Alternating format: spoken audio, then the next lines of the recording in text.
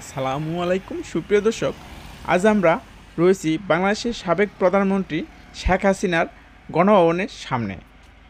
এটাই হচ্ছে আমাদের সাবেক প্রধানমন্ত্রী, পলাতক প্রধানমন্ত্রী শেখ হাসিনার বাসভবন।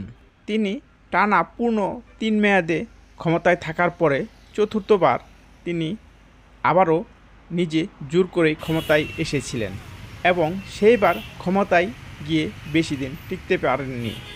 জানুয়ারিতে নির্বাচন হয়েছিল, 2024-এর জানুয়ারিতে নির্বাচন হয়েছিল। পরে 2024 সালের আগস্টে 5 আগস্টে ছাত্র জনতার আন্দোলনের মুখে, তুমুল আন্দোলনের মুখে তিনি ভারতে পালিয়ে যেতে বাধ্য হন। এই ওনার গণভবনের মোটা মোটা উঁচা উঁচা সেই প্রাচীর, এই ছাত্র আন্দোলনের সময় ছাত্ররা এবং সাধারণ জনতা, পাবলিক এগুলো ভেঙে ওনার গণভবনে ঢুকে পড়েছিল। আমরা টিভিতে দেখেছি, এই যে দেখতে পাচ্ছেন কি বড় বড় ভাঙ্গা, এগুলি দিয়ে সাধারণ জনতা ঢুকে পড়েছে। এখানে প্রায় কোটি মানুষ হয়েছিল।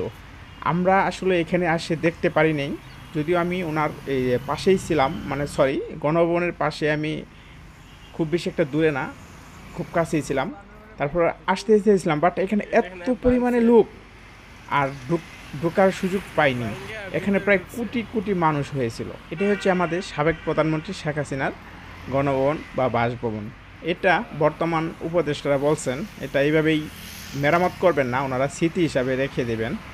তো এখানে প্রতিদিন বিকালে অনেক মানুষ আসে দেখার জন্য।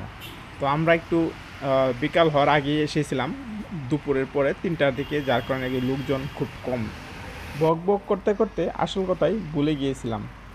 এই গণভবনটি শেরেবাংলা নগর আগারগাঁওয়ে অবস্থিত। গণভবনের দক্ষিণ পাশে সংসদ ভবন। এই যে আপনারা দেখতে পাচ্ছেন রাস্তাটি, এই যে ওই যে সংসদ ভবন দেখা যাচ্ছে, এটি সংসদ ভবনে যাওয়ার রাস্তা। এবং এই গণভবনের পূর্ব পাশে রয়েছে জিয়া উদ্যান, যেটাকে অনেকেই চন্দ্রিমা উদ্যান বলে থাকেন।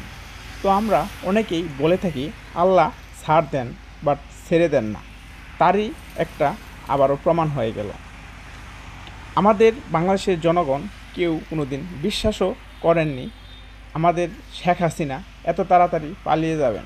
উনি এমন শাসন কায়েম করেছিলেন যে তার বিরোধী মতে যেই থাকতো তারা মাথা তুলে দাঁড়ানোর মতো তাদের ক্ষমতা ছিল না।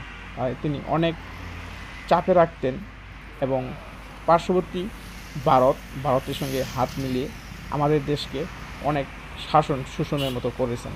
তবে দেশের উন্নয়নও করেছেন এবং সেই সাথে কিছু টাকা পয়সা পাচারও অনেক করেছেন। এবং সে করেছে কিনা জানি না, তবে আমরা পত্রপত্রিকায় নিউজে দেখি তার যে এমপি মন্ত্রী কিংবা তার যে আমলারা অনেক দুর্নীতি করেছে।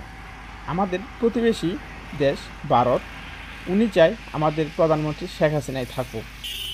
শেখ হাসিনা চলে যাওয়ার পর থেকে ভারত বাংলাদেশে অনেক প্রপাগান্ডা চালাচ্ছে। ভারত মনে করেন বাংলাদেশ শেখ হাসিনার হাতেই নিরাপদ। তিনি ছাড়া বাকি যারা আছেন তাদেরকে মনে করা হয় পাকিস্তানের অনুসারী কিংবা আফগানিস্তানের অনুসারী, তাদেরকে বলা হয় জামাতি।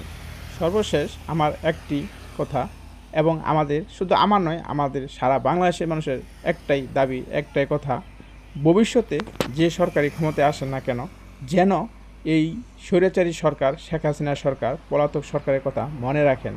বেশি বাড়লে আল্লাহ ছাড় দেন কিন্তু ছেড়ে দেন না, এটা মনে রাখতে হবে।